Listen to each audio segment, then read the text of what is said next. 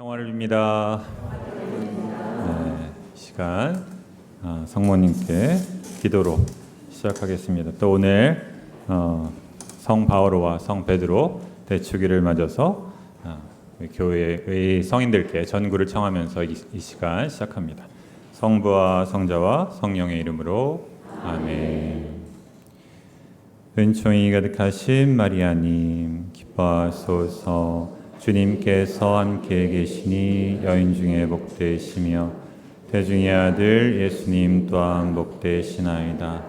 전주의 성모 마리아님 이제와 저희 죽을 때 저희 죄인을 위하여 빌어주소서. 아멘. 영원한 도움의 성모 마리아 저희를 위하여 빌어주소서.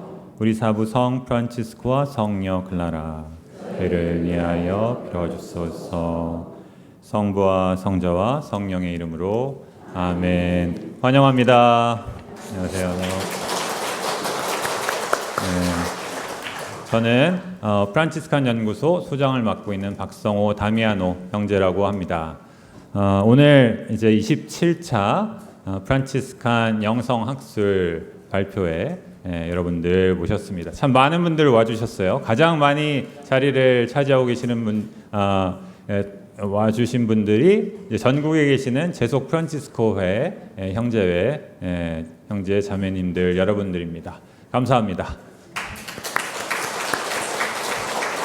네, 그리고 많은 수녀님들 와주셨습니다. 영원한 도움의 성모 수녀회, 천사의 모우 수녀회, 그리스도의 교육 수녀회, 양평, 양양, 제주, 클라라 수녀님들, 그리고 예수의 까리타스 수녀회, 마리아의 정글자 프란치스코회, 성심의 프란치스코 수녀회, 삼성산 성령 수녀회, 거룩한 말씀의 회, 그리스도 왕직 제속 선교회, 아시시의 프란치스코 선교 수녀회, 파티마의 성모 프란치스코회, 많은 수녀님들 또 수자분들 오셨고요. 그리고 또 작은 형제회 형제님들 또 많이 자리해 주셨습니다. 이번 학술 발표회는 성 프란치스코 800주년을 맞아서 프란치스칸 영성의 핵심 복음적 삶이라는 주제를 가지고 여러분들을 모셨습니다. 우리가 수도 생활하면은 크게 세 가지가 있죠. 수도승적 삶, 베네딕토 회처럼 큰 수도원을 짓고 사람들을 불러 모아가지고 거기서 말씀을 전하고 또 여러 가지 같이 기도하고 함께 식사를 나누기도.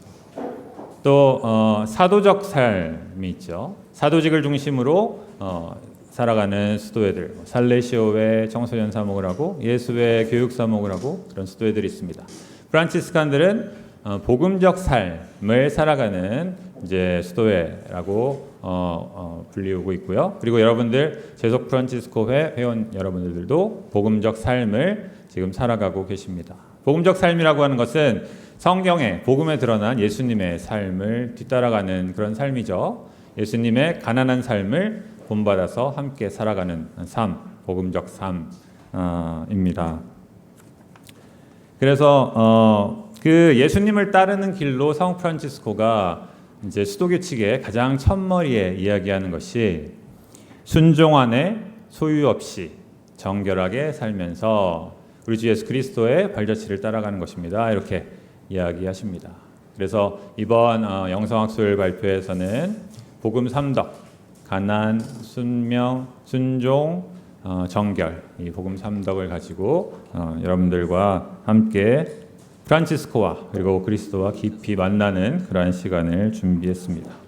첫날은 복음적 삶을 주제로 해서 성 프란치스코가 만난 이 복음 3덕에 대해서 아주 깊이 있는 말씀을 해주실 마이크 쿠사토 형제님을 모시고 또 우리 권흥용 나자로 형제님의 통역으로 함께 하시겠습니다. 둘째 날은 복음 3덕을 하나로 묶어가지고 우리 프란치스칸 예술에서 드러난 복음 3덕 그리고 또 평신도 신학 안에서 드러나는 복음 3덕 또 성경 안에서 드러나는 복음 3덕 그래서 두 번째 날을 그렇게 준비를 했습니다. 셋째 날은 이 복음 삼덕을 따로 떼어서 성 클라라의 가난, 또 작은 형제들의 가난, 그리고 작은 형제들의 정결, 프란치스칸 정결, 그리고 이제 프란치스코의 순종과 정약용의 효를 비교하는 동양 철학, 이렇게 마지막 날을 준비했습니다.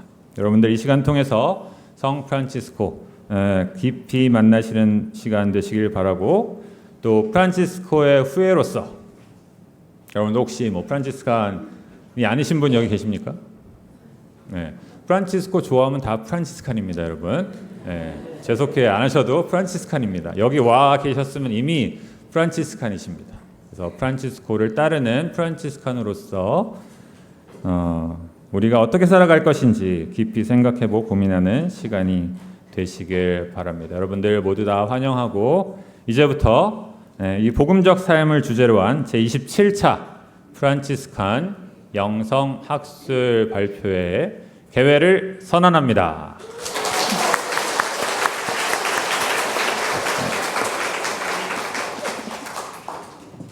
네, 첫 번째 시간, 오늘은 제가 사회를 맡았습니다. 첫 번째 시간, 마이클 쿠사토, 우리 작은 형제회 형제님이시고, 미국에서 미국 광구 소속, 지금은 미국 광구가 하나로 합쳐졌어요. 원래는 7개였는데 하나로 합쳐져가지고 과달루페 성모 관구 소속의 마이클 쿠사토 형제님, 잠시 소개를 드리도록 하겠습니다.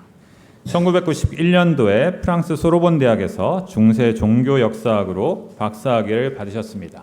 아주 유명한 학자 앙드레 보셰의 지도를 받아서 박사학위를 하셨고, 지금은 뭐 본인이 유명하시죠. 마이클 쿠사토님. 그리고 시에나 칼리지에서 몇 년 프란치스칸 대학입니다. 미국 동부 알번이라는 곳에 있는 시에나 칼리지에서 몇 년 가르치시고, 그리고 관구 평의원을 역임하시고, 그리고 성 보나벤투라 대학, 거기에 이제 미국 프란치스칸 연구소가 있습니다. 거기에서 13년간 재직하시면서 프란치스칸 연구소 소장도 역임하시고, 프란치스칸 출판사 미국의 사장도 역임하시고, 프란치스칸 대학원장 성 보나벤투라 대학에서 역임하셨습니다. 그리고 나서 이제 워싱턴 DC에서 10년간 개인 자격으로 연구원 생활을 하셨고, 2021년에 다시 성 보나벤투라 대학으로 복귀하셔서 이제 독립적인 연구원으로 활동하시면서 아주 활발한 저술 활동을 벌이고 계십니다. 뭐 저술이 너무 많아가지고 그걸 다 일일이 소개시켜드릴 수는 없고요. 대표적인 이제 그 책으로 나온 것들 몇 가지 말씀드리자면, 논문 모음집으로 초기 프란치스칸 운동이라는 이제 책을 저술하셨습니다. 16개의 논문을 모아가지고 책으로 이제 내셨고요. 그리고 아시시의 프란치스코, 그의 삶과 비전과 그의 동료들이라는 책. 이건 뭐 베스트셀러를 찍었다고 합니다. 여러분들 관심 가져주시고, 그다음에 프란치스코 아시시의 글과 전기문들,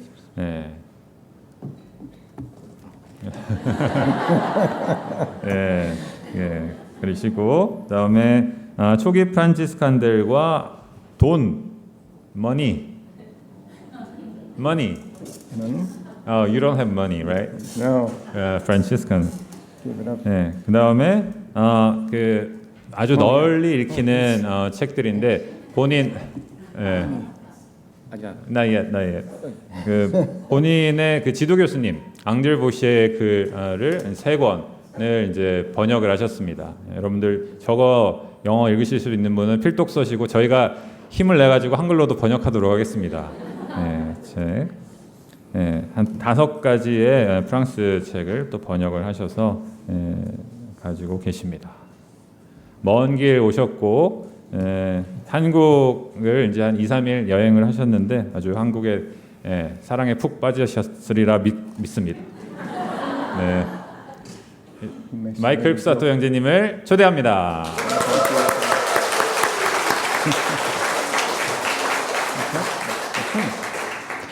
Thank you very much, and good morning to all of you.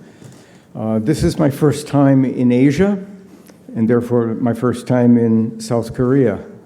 And thank you very much for the invitation to come and speak with you this day and to share my thoughts about early Franciscanism. Can everybody hear me in the back so far? Okay? Yeah?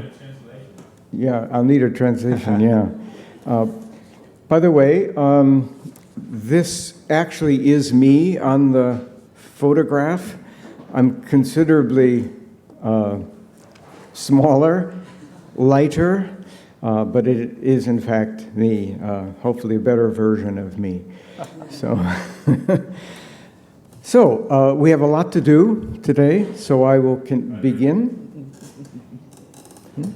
다 알아들으셨겠지만 아시아 처음이고 한국 처음이시고 지금 이 사진을 봤을 때 제가 이렇게 조금 더 넓었는데 지금 훨씬 작게 나와 있어가지고 이렇게 농담을 이제 건네신 겁니다. 오늘 할 것이 많다고 이제 말씀 이어가겠습니다. Thank you. Yeah. So we begin. Vows or charism? Question mark. 서원인가 카리스마인가? Allow me to begin with a supposition and an observation. The supposition is this. If you'd ask a diocesan priest what is the difference between an ordained minister of the church and a professed religious, he would probably tell you that the real difference consists in the profession of the three vows of poverty, chastity, and obedience. And at least on the surface, that response would be accurate. For although an ordinandus does make a series of promises to his ordaining bishop for the furtherance of the church's mission, the content of these promises is not identical to the content of the three canonical vows for religious orders. The specific content of these vows will tend to be shaped by the particularity of each religious charism. 하나의 가정과 하나의 관찰을 제시하고자 합니다. 먼저 하나의 가정은 교구사제에게 성직자와 수도자의 차이는 무엇입니까? 라고 묻는다면 아마도 그는 수도자가 청빈, 정결, 순명의 서원을 바라는데 가장 근본적인 차이 있다고 답할 것입니다. 적어도 겉으로 보기에는 이러한 답이 옳습니다. 실제로 서품 후보자는 교회의 사명을 수행하기 위해 자신을 서품하는 주교에게 여러 약속을 하지만 그 약속의 내용은 수도자가 서원하는 새 서원과 동일하지 않습니다. 더욱이 이 새 서원을 바란다 하더라도 그 구체적 의미와 실천 방식은 각 수도 공동체의 고유한 카리스마에 따라 달라집니다. My observation is culled from my own experience of teaching men years ago at the Franciscan Institute in America who were members of the Third Order Regular in India. Granted, this is only a small sampling, but the problematic is indicative of many formation programs. These particular friars had come to us at the Institute in order to learn something about their own Franciscan calling, since the bulk of their formation had to do more with an understanding of the three vows which they professed as friar priests, and much less to do with the core of their Franciscan life. Or to put it another way, the content and understanding of their Franciscan life consisted almost entirely in how to live out these three canonical vows, rather than the charism itself.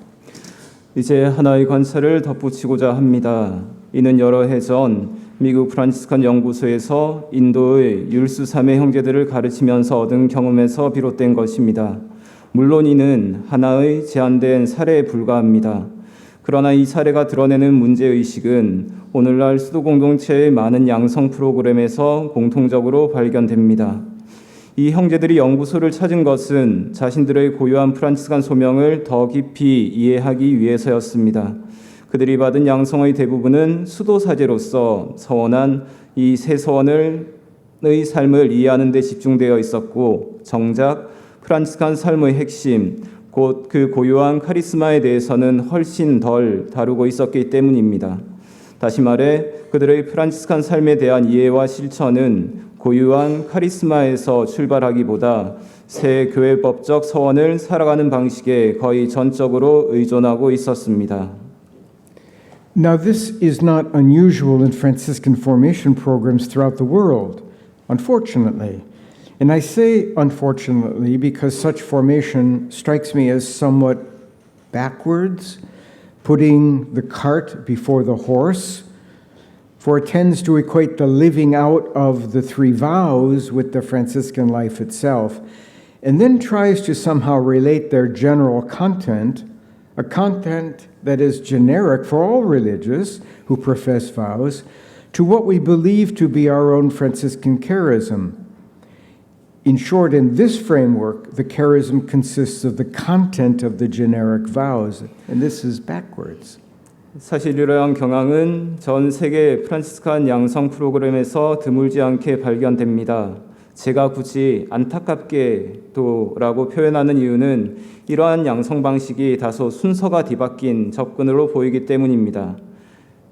마치 말을 수레 뒤에 세우는 것과 같습니다. 본래는 말이 수레를 끌어야 하는데 뒤집어져 있는 것이죠. 이러한 양성 방식은 새 서원을 살아내는 것을 곧 프란치스칸 삶 자체와 동일시하는 경향을 보입니다. 나아가 모든 수도자에게 공통되는 일반적 서원의 내용을 프란치스칸 고유의 카리스마와 어떻게든 연결하려고 합니다. 결국 이러한 틀 안에서는 카리스마가 오히려 보편적 서원의 내용으로 헌언되고 맙니다. In the three conferences which I've been asked to present, it will be my intention to challenge this approach where the accent is first and foremost on the vows and where what we call Franciscan life and the Franciscan charism flows from them. This might seem perfectly understandable. After all, when a young friar kneels before his provincial on the day of his solemn profession, he does indeed promise poverty, chastity, and obedience. But the heart of our vocation is rooted not in our generic vows, but rather in our shared charism. And the particularly Franciscan configuration of these vows ought to flow from what we first define as our charism and not the other way around. 제가 맡은 세 차례의 강의에서 비판적으로 검토하고자 하는 것은 바로 이러한 접근 방식입니다. 곧 무엇보다도 서원을 중심에 두고 프란치스칸 삶과 카리스마를 그 서원의 결과물로 이해하는 관점입니다. 이러한 관점은 언뜻 보기에 충분히 이해할 만한 것으로 보일 수 있습니다. 실제로 젊은 형제는 종신 서원을 할 때 간구봉사자 앞에 무릎을 꿇고 새 서원을 합니다. 그러나 우리 소명의 중심은 모든 수도자에게 공통된 일반적 서원에 있는 것이 아니라 우리가 공유하는 카리스마에 있습니다. 따라서 청빈, 정결, 순명에 대한 프란치스칸적 형태와 이해는 우리의 카리스마로부터 흘러나와야 합니다. 다시 말해 카리스마가 서원의 의미와 실천을 규정해야 하지 서원이 카리스마를 규정해서는 안 됩니다. Today's first conference aims to sketch out in the most succinct manner the heart of the charism. Then using this as our foundation, the second and third conferences will then treat successively the first of the three vows, which I characterize as poverty and minority, and then the third and final conference will briefly address the vows of obedience and chastity. 첫 번째 강의에서는 프란치스칸 카리스마의 핵심을 가능한 한 간명하게 개괄하고자 합니다. 그리고 이를 토대로 두 번째, 세 번째 강의를 할 것입니다. 먼저 두 번째 강의에서는 새 서원 가운데 첫 번째 서원을 다루면서 이를 가난과 자금의 관점에서 조명하고자 합니다. 이어 마지막 세 번째 강의에서는 순명과 정결의 서원을 간략하게 살펴볼 것입니다. So, Conference 1, the Minorite Charism. Contrary to what is sometimes assumed, the story of Francis and his brothers is not known exclusively on the basis of the famous early biographies of Celano and Bonaventure, or even from the testimonies of the companions. The firmest historical grounding for understanding Francis and his charism is to be found first and foremost in the original written testimony of their intent, what we today call the early rule, or what we used to call the regula non bullata, or even the rule of 1221.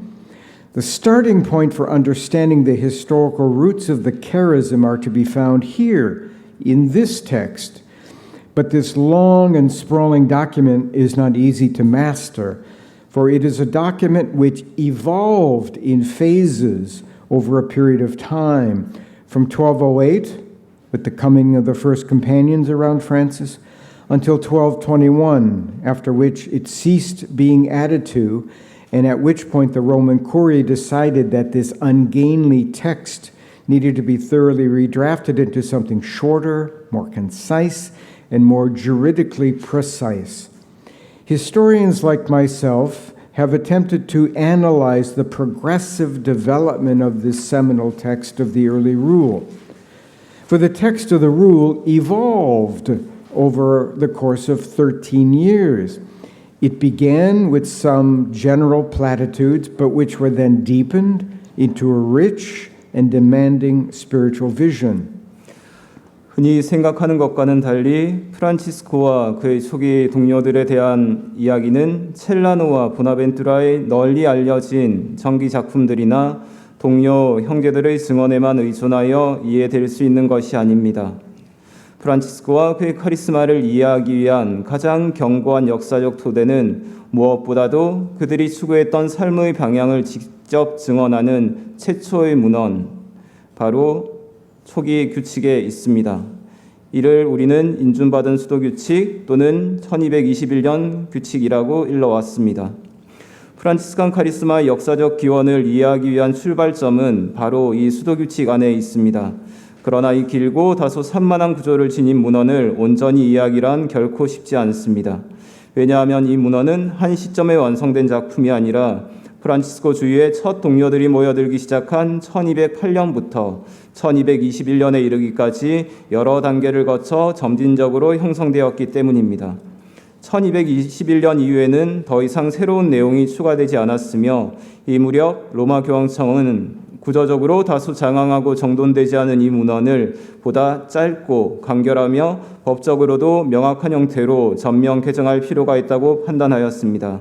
저를 비롯한 여러 역사학자들은 초기 규칙이라는 이 핵심 문헌이 어떠한 과정을 거쳐 점진적으로 형성되고 발전하였는지를 분석해 왔습니다. 실제로 이 수도규칙의 본문은 약 13년에 걸쳐 점진적으로 발전했습니다. 처음에는 비교적 단순하고 일반적인 권고들을 담고 있었지만 시간이 흐르면서 점차 깊이를 더하여 풍요롭고도 철저한 실천을 요구하는 영적 비전으로 발전했습니다. If we closely examine the earliest years of this development, which is to say 1208 to 1212, we can hypothetically isolate three layers which attempted to address three basic questions. First, who are we? That is, what is our identity? Two, how are we to live or sustain ourselves day to day? And three, what are we to be about in the world?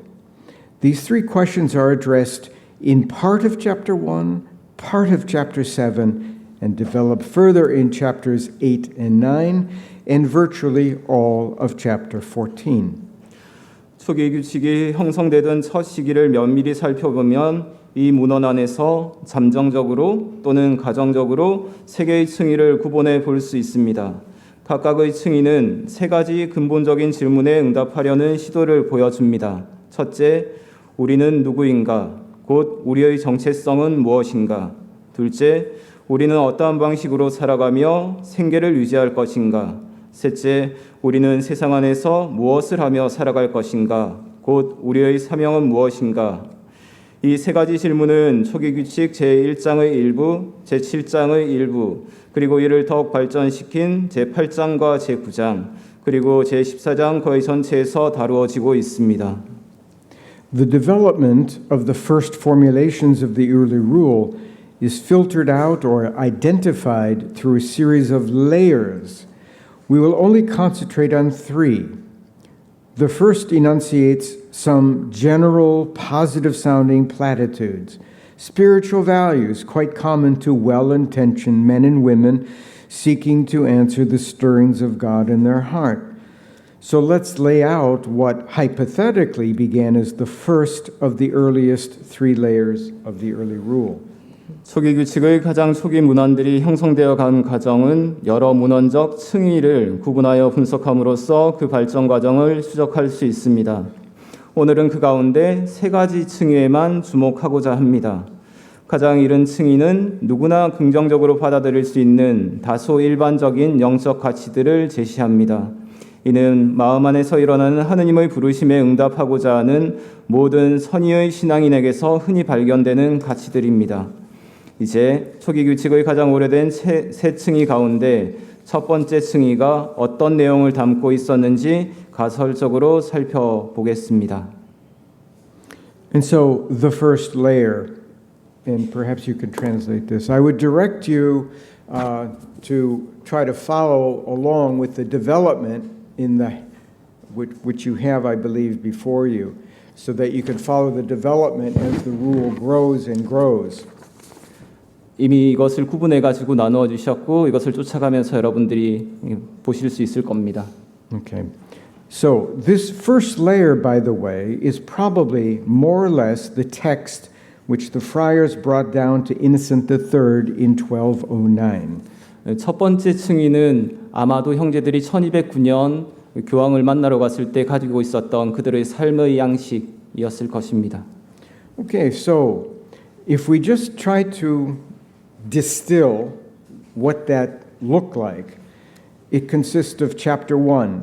Simply, the rule in life of these brothers is this, namely, to follow the teaching and footsteps of our Lord Jesus Christ. 이 내용은 되게 간단합니다. 1장 여기 보시면은 이 형제들의 수도 규칙과 생활은 이것입니다. 곧 우리 주 예수 그리스도의 가르침과 발자취를 따르는 것입니다. 였습니다. Then chapter 7. And the brothers who know how to work should work, and they should exercise the same skill which they already know, provided it is not contrary to the salvation of their souls and can be honestly pursued. And for their work, and for their work they can accept all that they need, except money. And when it becomes necessary, they should go and seek alms like the other brothers. And whoever comes to them, friend or foe, thief or brigand, should be kindly received.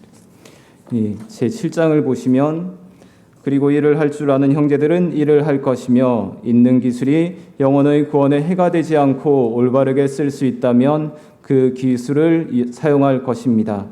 7절을 보시면 그리고 형제들은 일의 보수로 금품을 제외하고 필요한 모든 것을 받을 수 있습니다. 그리고 필요하다면 다른 형제들처럼 동량을 하러 다닐 것입니다. 그리고 14절을 보시면 그리고 찾아오는 사람은 누구나 원수든 도둑이나 강도든 모두를 친절하게 맞을 것입니다. 라고 되어 있습니다. Chapter 14. When the brothers go about the world, they should carry nothing for their journey. 14장을 보시면 형제들은 세상을 두루 다닐 때 여행을 위해 아무것도 지니지 말 것입니다. 로 되어 있습니다. Thus, positive, general, even generic platitudes, the stuff of spiritually minded individuals. 따라서 이 층위에서 제시되는 내용은 긍정적이고 일반적이며 보편적인 영적 가치들로서 하느님을 찾고자 하는 사람이라면 누구나 공감할 수 있는 내용들입니다. But it is in the second phase or second layer of these evolving chapters where the charism really starts to take shape. Why does the text evolve? Well, trying to live out these positive intentions, the friars were confronted with the reality of how difficult it was to live in this manner. They encountered mockery from their fellow citizens and friends, lack of understanding and cynicism. They experienced privation and hardship, hunger, threadbare clothing, and humble habitations. And they were assailed by discouragement, depression, and the temptation to abandon their well-meaning efforts. This second layer shows the maturing of their intention as it became purified and deepened in the crucible of trial. This is where the particularity of the charism begins to take shape, separating them from the intentions of others to be better Christians. The third phase will then show an even further deepening of their vision, as a few of them, with a keener sense of the Christian tradition and texts that they might have heard over the years during the liturgy, began to add certain scriptural passages lodged in their memories and applying them, where relevant, to this new and exciting spiritual journey. 프란치스칸 카리스마가 본격적으로 모습을 드러내기 시작하는 시점은 이 발전 과정의 두 번째 층위부터입니다. 왜 수도 규칙은 계속해서 수정되고 발전하게 되었을까? 그것은 형제들이 처음 품었던 선한 지향들을 실제 삶 안에서 실천하려고 노력하는 과정에서 그 이상을 살아내는 것이 얼마나 어려운 것인지를 몸소 체험했기 때문입니다. 그들은 시민들과 친구들로부터 조롱과 몰이해와 냉소를 겪었고 궁핍과 고난, 굶주림, 해진옷과 초라한 거처를 견뎌야 했습니다. 또한 낙담과 우울에 시달렸으며 자신들이 선한 의도로 시작한 노력들을 포기하고 싶은 유혹에도 맞서야 했습니다. 두 번째 층위는 용광로에서 철을 정련하듯 혹독한 시련의 과정을 거치면서 형제들의 원래 의도가 정화되고 심화되어가는 모습을 보여줍니다. 바로 이 단계에서 프란치스칸 카리스마의 고유한 특징이 형성되기 시작하며 이는 단순히 더 나은 그리스도인이 되고자 하는 일반적인 열망과 구별됩니다. 이어지는 세 번째 층위에서는 이러한 비전이 한층 더 깊어집니다. 특히 그리스도교 전통과 문헌을 더욱 깊이 체득하고 있었던 몇몇 형제들은 전례를 통해 익숙해진 성경 구절들을 떠올리고 그것을 자신들이 걷고 있는 새롭고도 역동적인 영적 여정에 비추어 해석하고 적용하기 시작했습니다. But let's focus on several elements in this second layer, since this is where the particularity or specificity of the charism is found. The specific content added here concerns four basic issues. First, the nature of their work. Two, the acceptance or not of money for their work. Three, the issue of the begging of alms. And four, the places where they would stay, their dwellings. These four issues, which appear in the second layer, are then expanded upon further with even deeper spiritual reflection in third layer material. But let's summarize this content of these issues in a slightly different order. 두 번째 층위에서 나타나는 몇 가지 중요한 요소들을 살펴볼 것입니다. 바로 이 층위에서 프란치스칸 카리스마의 고유성이 구체적으로 드러납니다. 이 단계에서 새롭게 덧붙여지는 구체적인 내용은 네 가지입니다. 첫째, 형제들이 수행하는 노동의 의미와 성격. 둘째, 노동의 대가로 금전을 받을 수 있는지에 관한 문제. 셋째, 탁발, 즉 자선을 청하는 문제. 넷째, 형제들이 머물고 살아갈 거처의 문제. 이 네 가지 주제는 두 번째 층위에서 처음 제기되지만 세 번째 층위에서는 더욱 깊은 영적 통찰과 함께 한층 풍성하게 발전되고 심화됩니다. 이제 이 주제들을 살펴보도록 하겠습니다. First issue, money. The friars determined that they would renounce all association with the monetary system by which commerce was normally conducted and with which wages were often paid. The reason for this extraordinary rejection of the money system was not, as is often assumed, so that the friars would become poor.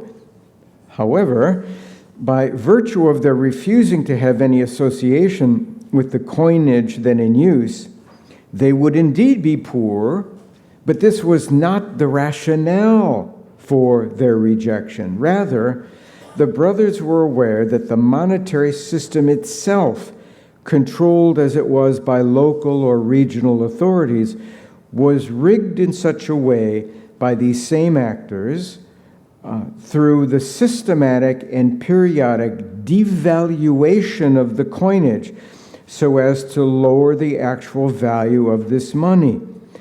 This devaluing of the coins was accomplished by clipping off some of the silver of the coin, lessening its weight. Think, if you will, of the term British pound. Pound is a term measuring weight, and to clip the coin is to lessen its weight and thereby lessen its value. This ended up raising the prices of goods at the market, especially for the poor, who were often paid in this kind of devalued coin called pecunia piccola, small money, thereby causing inflationary spirals in the economy to the detriment of the poor whenever they would go to the market where their money was worth less and less. Money, in other words, was used as an instrument for the exploitation of the poor and for the profiting of the powerful. Recognizing the injustice of such a system, the friars refused to be complicit in it by using it. 형제들은 당시 통상적인 상거래를 가능케 하고 임금 지급의 매개가 되던 화폐 체제와 어떠한 관련도 맺지 않기로 결정합니다. 이러한 급진적인 선택의 목적은 흔히 생각하듯 가난해지기 위해서가 아니었습니다. 물론 화폐 사용을 포함하여 화폐 체제에 동참하는 것을 전적으로 거부함으로써 실제로 가난한 삶을 살게 된 것은 사실입니다. 그러나 그것은 근본 이유가 아니었습니다. 오히려 형제들은 당시의 화폐 체제가 지역 및 지방의 권력자들의 통제 아래 놓여 있으며 바로 그 권력자들이 주기적으로 화폐 가치를 절하함으로써 즉 화폐의 실질 가치를 떨어뜨리는 방식을 통해 화폐 체제를 자신들에게 유리한 방향으로 조작하고 있다는 사실을 인식하고 있었습니다. 당시 화폐 가치의 절하는 흔히 은하의 가장자리를 깎아 은 함량을 줄이는 방식으로 이루어졌습니다. 영국에서 쓰는 파운드라는 계량 체제는 무게를 재는 것이고 그것이 깎으면은 무게가 내려가게 되고 그러면은 자연스럽게 그 가치도 떨어지게 되어 있습니다. 이러한 조작은 시장 물가를 상승시켰으며 특히 가치가 절하된 소액 은화로 임금을 받던 가난한 이들이 가장 큰 피해를 입었습니다. 시장에 갈 때마다 그들이 지닌 화폐의 실질 가치는 계속 떨어졌고 이는 결국 인플레이션의 악순환을 초래하여 가난한 이들의 삶을 더욱 어렵게 만들었습니다. 다시 말해 화폐는 권력자들에 의해 가난한 이들을 착취하고 자신들의 이익을 증대시키는 도구로 사용되었습니다. 형제들은 이러한 경제 질서의 불의를 분명히 인식하였으며 화폐를 사용함으로써 그 체제에 편승하는 것을 완강히 거부하였습니다. Second issue, work. As to the kinds of work which the friars were allowed to engage in, the early rule allowed them to do just about anything, provided that it could be engaged in honestly, that is, without sin or scandal. However, several occupations were explicitly prohibited. First, they were forbidden from functioning as, in Latin, camerarii or cellarii in the places where they worked. This proscription was directly related to the fact that both of these occupations would have involved the friars in the handling of money for the places where they were working. The first term, camerarius or camerarii in the plural, referred to those serving as moneymen, treasurers. The second to those who provision these sites as the shoppers, the provisioners. Hence, once again, the overriding principle of refusing to ratify the unjust monetary system led them, by extension, to proscribe these particular activities. But they were also, secondly, prohibited from serving as overseers. In other words, as administrators, being in charge of these same places. Here, the value was that while others could adequately function as administrators of such places, namely in the leprosaria and the hospices of the area where the terminally sick and untouchables lived out their difficult days, the friars, however, would take on the thankless tasks of the care and comfort of these unfortunates, which few others, if any, would willingly do. The brothers, in other words, would exemplify the loving and compassionate face of Christ to those shunted aside, forgotten, and considered untouchable by those who belong to the ostensibly Christian society of Assisi. 형제들에게 허용된 노동의 범위를 살펴보면 초기 규칙은 그 범위를 상당히 폭넓게 허용합니다. 그 노동이 정직하게 수행될 수 있는 일이라면, 다시 말해 죄를 짓거나 다른 이들에게 걸림돌이 되지 않는 한 형제들은 거의 모든 종류의 노동에 종사할 수 있었습니다. 그러나 몇몇 직책은 본문에서 보듯이 명시적으로 금지됩니다. 우선 형제들은 자신이 일하는 곳에서 까메날리나 셀라리의 직책을 맡을 수 없었습니다. 이러한 제한은 두 직책 모두 화폐와 재산의 관리에 직접 관여하는 직책이었기 때문입니다. 전자는 재무 담당자의 역할을, 후자는 필요한 물품을 구매하고 조달하는 관리자의 역할을 가리킵니다. 다시 한번 강조하지만 형제들은 화폐 체제에 가담하거나 그것을 정당화하지 않겠다는 근본 원칙에 따라 이러한 직책을 맡지 않았습니다. 뿐만 아니라 그들에게는 이러한 시설들의 감독자가 되는 것도 허용되지 않았습니다. 그 이유는 이러한 기관의 행정 업무는 다른 사람들도 충분히 할 수 있었기 때문입니다. 반면 형제들은 지역의 나환자 수용소와 호스피스에서 죽음을 앞둔 이들과 사회에서 버림받은 이들을 직접 돌보고 위로하는 일을 맡고자 하였습니다. 이러한 일은 감사나 보상을 기대하기 어려운 일이었고 대부분의 사람들이 기꺼이 맡으려 하지 않는 일이었습니다. 다시 말해 형제들은 명목상 그리스도교 사회를 이루고 있던 아시시에서 주변으로 밀려나고 잊혀진 이들, 그리고 부정한 존재로 여겨져 사람들의 접촉마저 깊이 당하던 이들에게 그리스도의 사랑과 자비의 얼굴을 드러내고자 하였습니다. Third issue, alms. Having voluntarily distanced themselves from the normally assured means of monetary remuneration, the friars often found themselves at a loss as to how to provide for each other's daily bodily needs of food and clothing. Thus, when penury and starvation became their lot, they allowed themselves to go out and beg, just as other poor and destitute people were sometimes forced to do in order to survive, and as well as those brothers who could not find enough employment for the day. But now the brothers came to an important insight, and here we cross over into what I call third layer material. The land and the resources of our earth, given to all creatures by God, were meant to provide sustenance not merely to the few, but to all human beings, to the great and the small alike. Everyone has a right to be sustained at this table of the Lord, the bountiful creation which has been placed at the disposal of all human beings. Hence, the friar could go out in search of sustenance in the form of food, alms, and clothing. However, they should not do so with the usual shame experienced by beggars, but rather with heads held high, knowing that, possessing the sacred dignity of the creatures of God, they were inviting those better off than themselves to use creation in the proper manner in which it was intended by the Creator, that is, for the good of all people, with a keen eye on those in real need.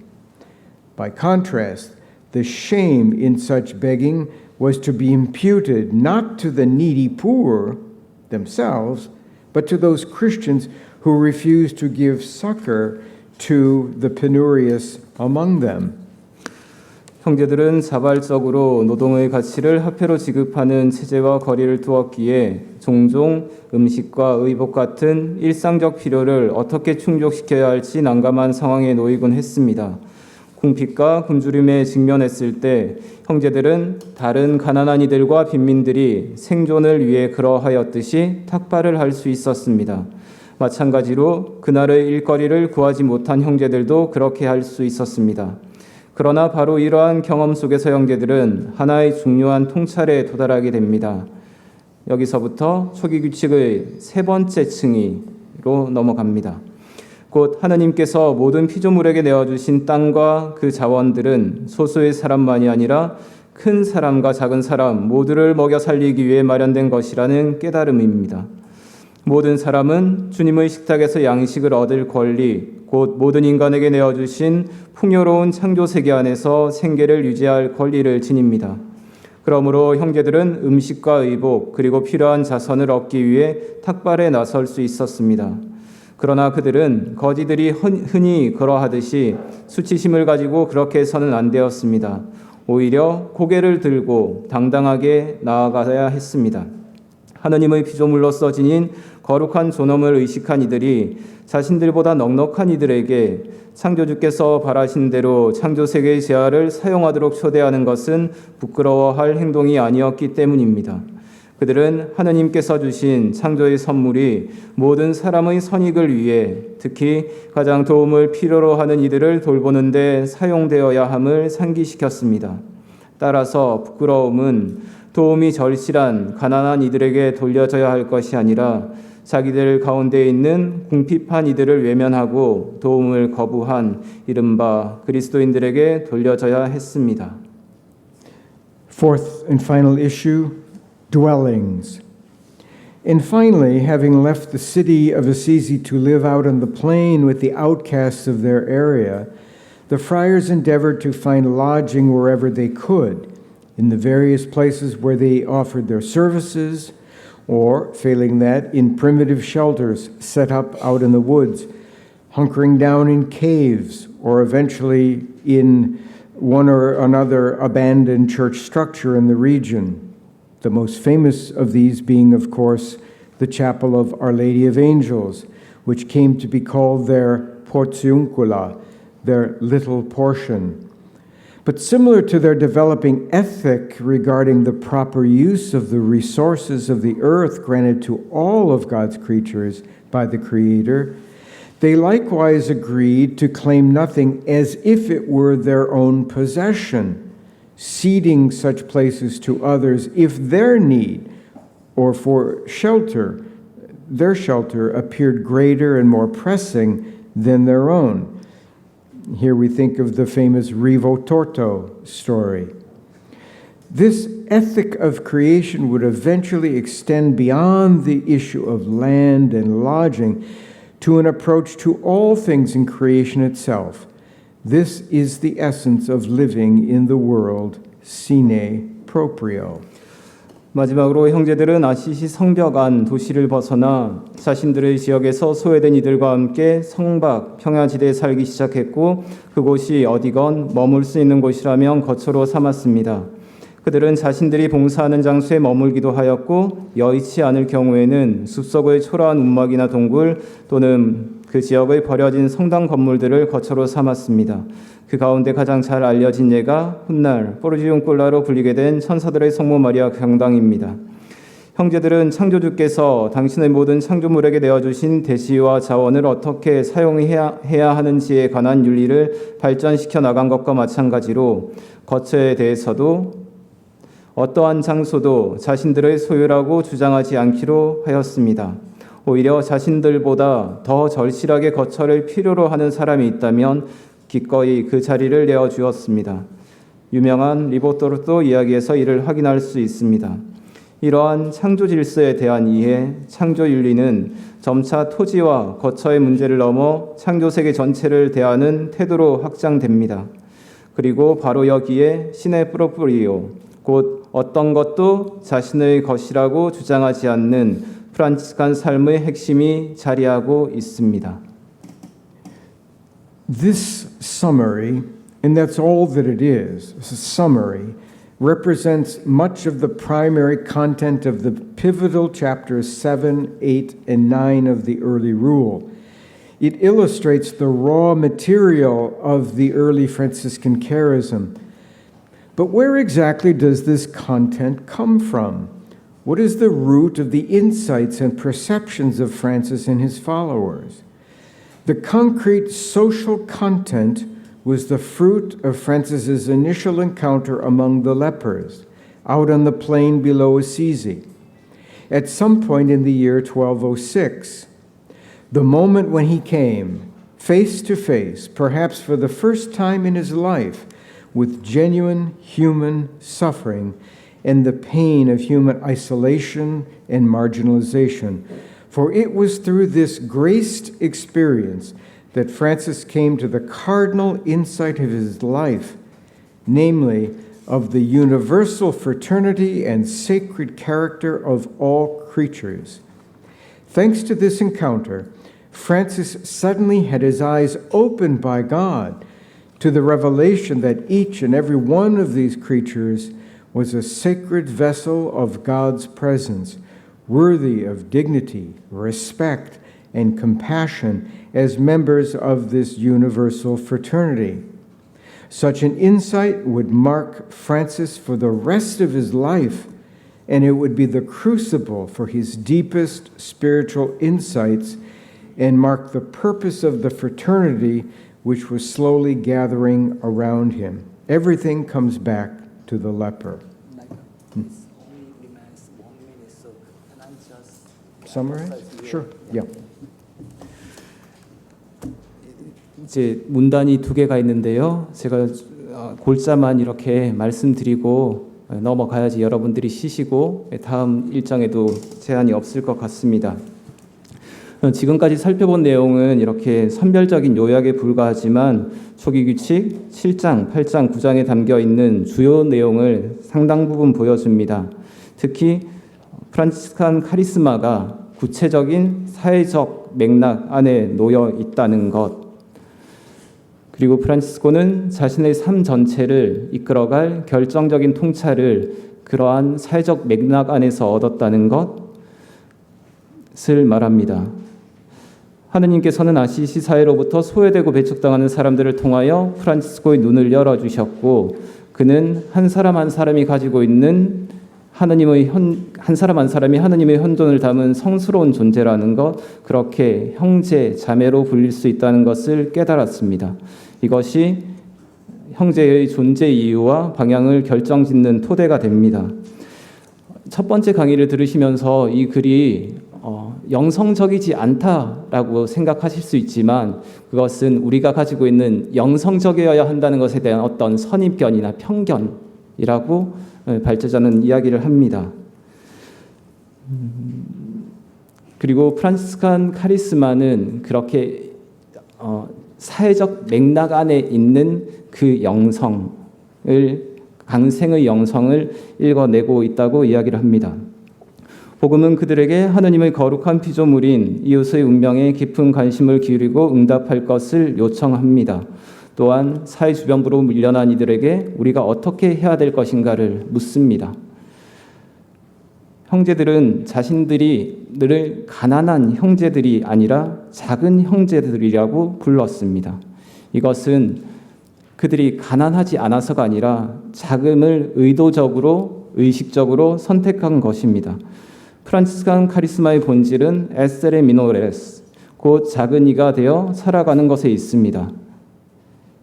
여기서 말하는 자금은 자신을 다른 사람보다 덜 거룩하거나 덜 가치 있는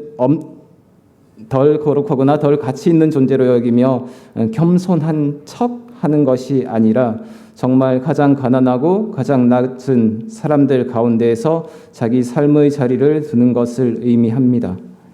프란치스칸 카리스마의 핵심은 가난이 아니라 자금이라는 것을 계속 앞으로도 강조하실 것입니다. 네, 첫 번째 시간 카리스마에서 서원으로 나아가야 된다.